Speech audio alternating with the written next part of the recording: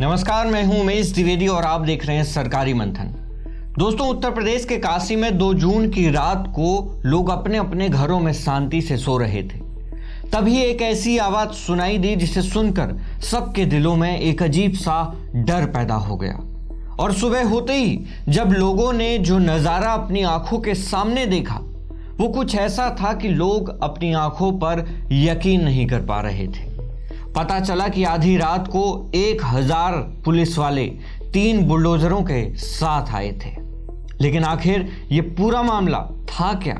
दोस्तों, दरअसल ये पूरा मामला कुछ ऐसा है कि वाराणसी में मालवीय ब्रिज के पास गंगा नदी के किनारे एक रेलवे स्टेशन है जिसका नाम है काशी रेलवे स्टेशन।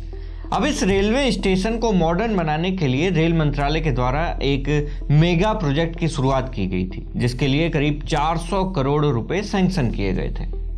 अब जब इस प्रोजेक्ट का नया नक्शा, नया प्लेटफॉर्म और सड़कों का लेआउट तैयार हुआ तो ये पता चला कि रेलवे की जमीन पर तो एक मजार बनी हुई है।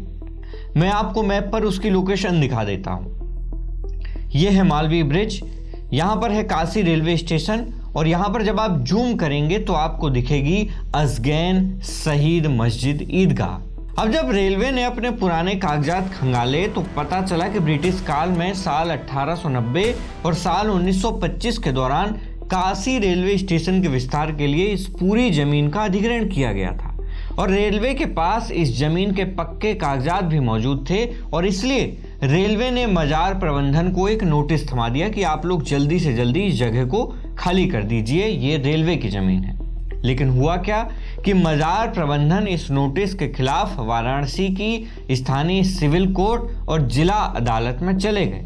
उनका ये कहना था कि हमारी ये मजार, ये मस्जिद करीब 200 साल पुरानी है और इसलिए हमें इस जगह पर रहने का हक है। और इसके बाद ये पूरा केस दोस्तों पिछले 2 सालों से लगातार चलता आ रहा था। अब दोस्तों, रेलवे को तो अपना काम करना ही था, तो मस्जिद वाला जितना एरिया था उतने एरिया को छोड़कर रेलवे अपना बाकी की जगह पर काम करता रहा। अब जब ये मामला कोर्ट में पहुंचता है तो कोर्ट दोनों पक्षों से उनके कागज मांगता है।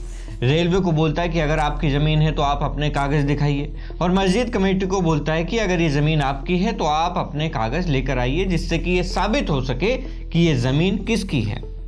लेकिन दोस्तों, मस्जिद कमेटी अदालत में ज़मीन पर अपना कानूनी मालिकाना हक साबित नहीं कर पाई, पर्याप्त सबूत नहीं दे पाई। क्यों? क्योंकि उनके पास उस ज़मीन के कोई भी कागज़ मौजूद नहीं थे और ये फैसला रेलवे के पक्ष में कर दिया गया क्योंकि रेलवे के पास पर्याप्त सबूत थे।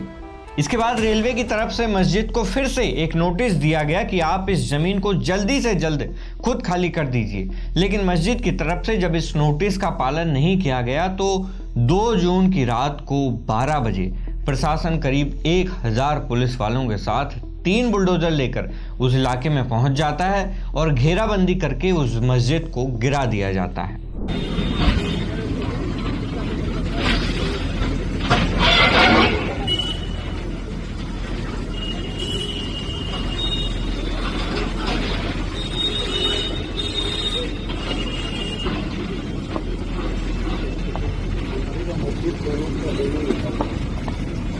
हैरानी की बात तो यह है कि सुबह उठकर जब लोगों ने उस एरिया को देखा तो वो जमीन उन्हें बिल्कुल समतल मैदान के रूप में दिखाई दी क्योंकि जितना भी मलबा उस मस्जिद का निकला था उसको रातों रात उस जगह से हटा दिया गया था। दोस्तों, यहाँ पर एक चीज़ मैं आपको और बता दूं कि जिस तरीके से बोला जाता है कि सिर्फ मस्जिदों को हटाया जा रहा है, तो मैं आपको बता दूं कि उस पूरी जगह में इस मस्जिद के अलावा एक हनुमान मंदिर भी बना हुआ था।